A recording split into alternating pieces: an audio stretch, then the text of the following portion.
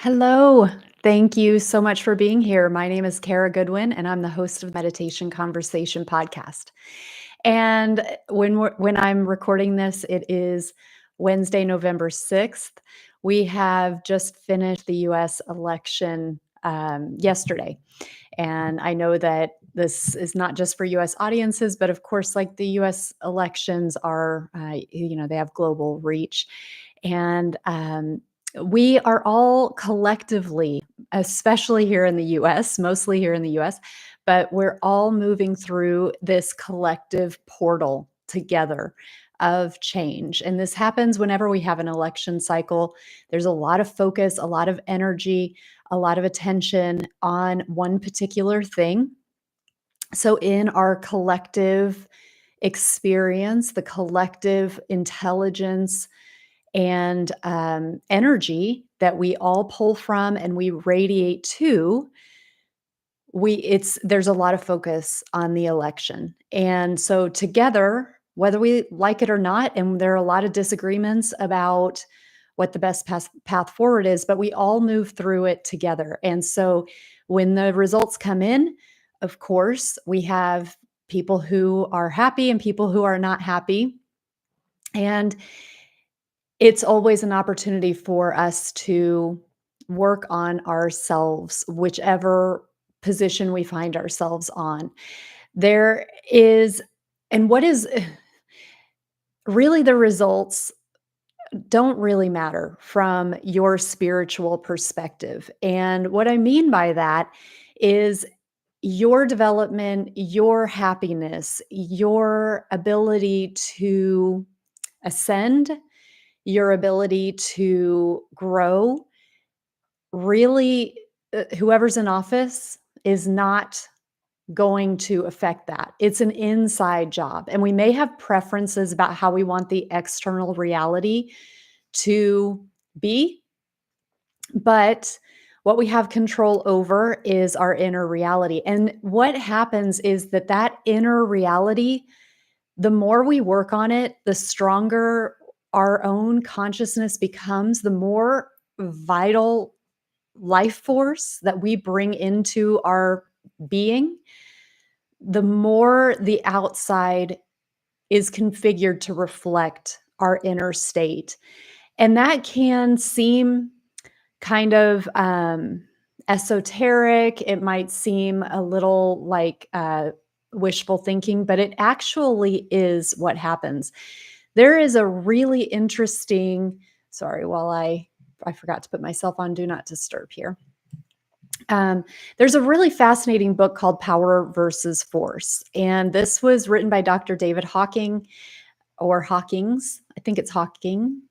Um, Decades ago in the 70s or 80s. And Dr. Hawkins has passed away now, but his work continues. And he studied consciousness and he created a scale that measured and quantified the individual level of consciousness. And it's really fascinating to look into. Again, it's called Power versus Force. And, the lowest level, I can't remember if it was 20 or 50, but there are numbers with each of these, and he put adjectives to describe or to kind of assign to each level of consciousness, and it starts with shame. So shame is the lowest level of consciousness, and it goes up to I think it was enlightenment was the highest one, and that's up in the upper hundreds.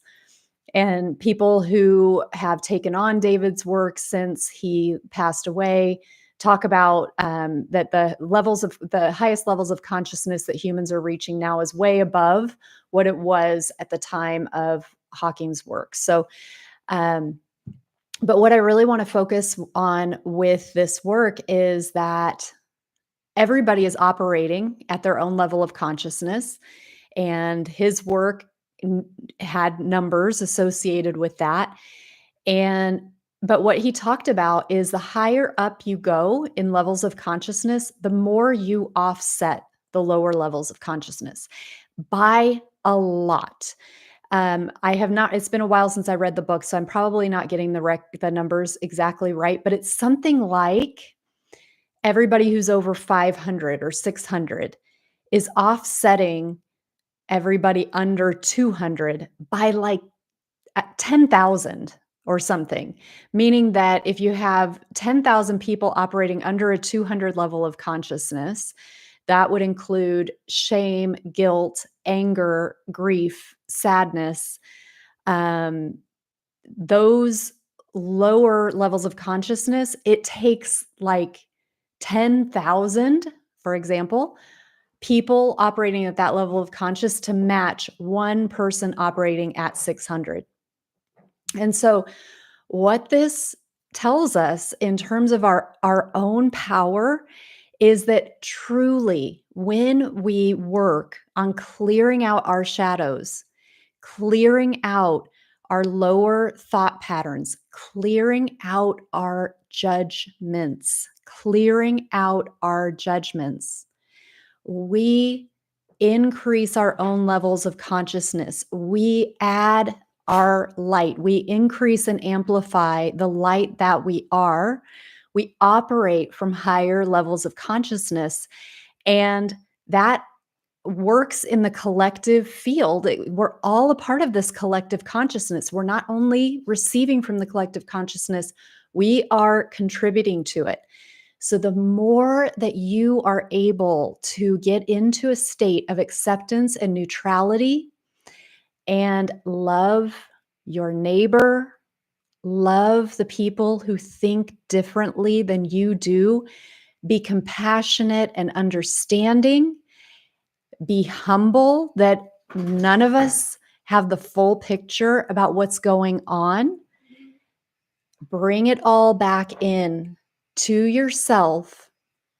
Neutralize those lower thought patterns, those judgments that we might be holding about the other party. This is why I think that the election is such an important opportunity for spiritual growth, because it really gives us a chance to have a mirror to say, okay, I think I'm non judgmental, but how do I feel when it's right in my face and I see the political signs or somebody's bumper sticker and I think that they're an idiot because they don't believe the same things that I believe.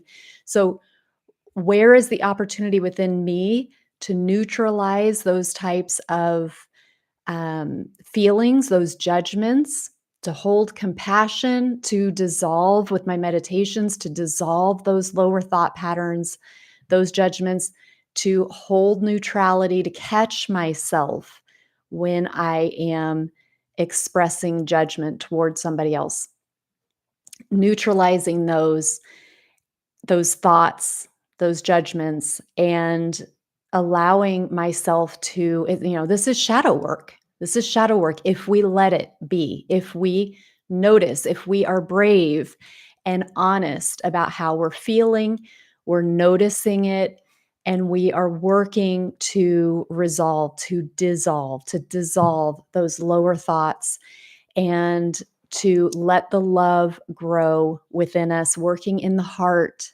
amplifying the feelings in the heart, letting the heart energy wash through us so that we can be more filled with love and compassion.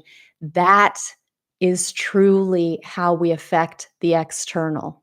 And it's not about trying to control the external to match what we intellectually think. So, for example, policies or candidates that we think are going to solve the external problem.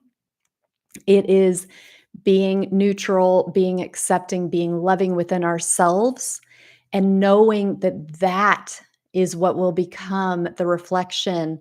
And we let the universe, we let God, let love itself configure the external world to bring in the right people, the right opportunities, and everything else, because the collective consciousness reconfigures itself to reflect that back to us. So I hope that that is clear. I hope that that it inspires you to look bravely at yourself, look at a bigger picture, zoom out, to see a bigger opportunity that's happening right now. And thank you so much for watching, for being here. And I wish you many, many blessings. And I will see you next time.